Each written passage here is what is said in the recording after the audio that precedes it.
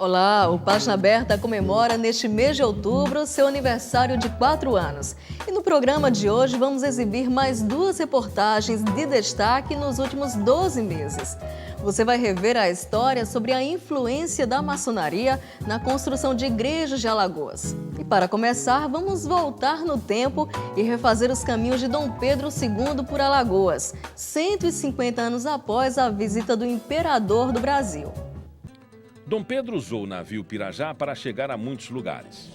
O complexo estuarino Mundaú-Manguaba facilitou a chegada de Dom Pedro à região lagunar. Em Pilar, havia uma praça de desembarque. Da mesma maneira que os prédios que marcaram a visita de Dom Pedro ruíram e não existem mais, a intervenção do homem também escondeu com asfalto as pedras da ladeira e com tijolos o parapeito da praça de onde a população prestigiou a chegada, vindo pela lagoa, da comitiva do imperador ao lugar. Mas Dom Pedro ficou mesmo impressionado foi com as imagens dos santos da igreja, feitas à mão pelos artistas portugueses da época. Todas essas imagens foram talhadas aqui em Alagoas pelos portugueses que construíram a nossa igreja, com exceção das 2 imagens lá de cima, do lado direito e esquerdo, que são São Francisco de Paula e São Francisco de Assis, que vieram de Bahia. Sim, algumas peças foram roubadas, inclusive 2 imagens que Dom Pedro II viu, que foi a imagem de São Miguel e a imagem de São Joaquim, esposo de Santa Ana. Maceió não podia ficar de fora do roteiro imperial. Era o centro administrativo da província das Alagoas e foi visitada 2 vezes pelo imperador na viagem pelo norte. Dom Pedro II se hospedou nesse casarão pertencente ao Barão de Jaraguá, onde hoje funciona a Biblioteca Pública. Na mesma viagem, no dia 31 de dezembro de 1859, Dom Pedro II inaugurou a Catedral Metropolitana. Durante a viagem, Dom Pedro II desceu do trono e foi a lugares inimagináveis para um monarca. Viu, registrou no diário e não poupou críticas. Sobre a aula de meninos de Estevão Coelho de Melo, ele registrou a estrutura do ensino e a evasão escolar.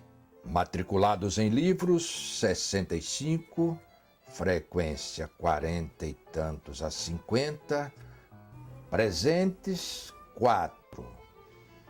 Há 1 ano e tanto lê soletrando e já soma mal. Má casa, telhado arruinado. Sobre a administração do dinheiro e os investimentos. Nova casa da tesouraria por arrematação. Péssimo sistema de madeiramento. Ponte já rachada. Sobre a infraestrutura e o sistema de abastecimento da época. Encanamento do bebedouro a 1 légua de Maceió. Povo bebe água de cacimbas. A saúde do povo já era uma preocupação do monarca. Dom Pedro visitou o matadouro que ficava na Levada. Matadouro mal colocado pela falta de limpeza. Basicamente, ele veio visitar a província, na época a província de Alagoas, verificar o funcionamento, como estava o funcionamento dessa província do Império, né? Se estava bem, e aos hospitais, que ele fez muitas críticas, a falta de remédio, a falta de atendimento, mudou pouco, né? Lourenço Lacombe afirma no seu livro que Dom Pedro II revisou o diário antes de torná-lo público. As impressões registradas são de um monarca responsável e interessado em mudanças. O roteiro de aventura, registro de fauna e flora e política estratégica de apoio ao governo foi recheado de distribuição de títulos nobiliárquicos. O imperador queria apoio face aos movimentos republicanos.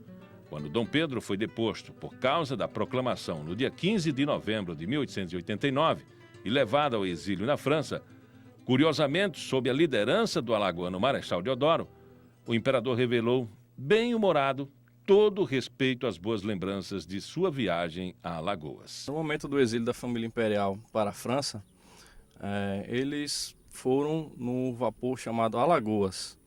E há um registro no qual, quando o imperador estava a bordo do vapor, ele teve uma lembrança da nossa província, com a seguinte frase: Já que eu estou em Alagoas, leve-me para Penedo.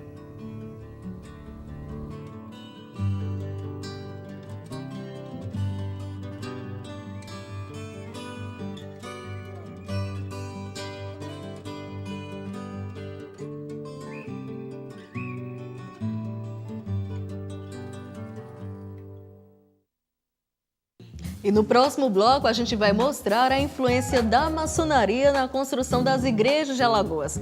Não saia daí, o Página Aberta volta num instante.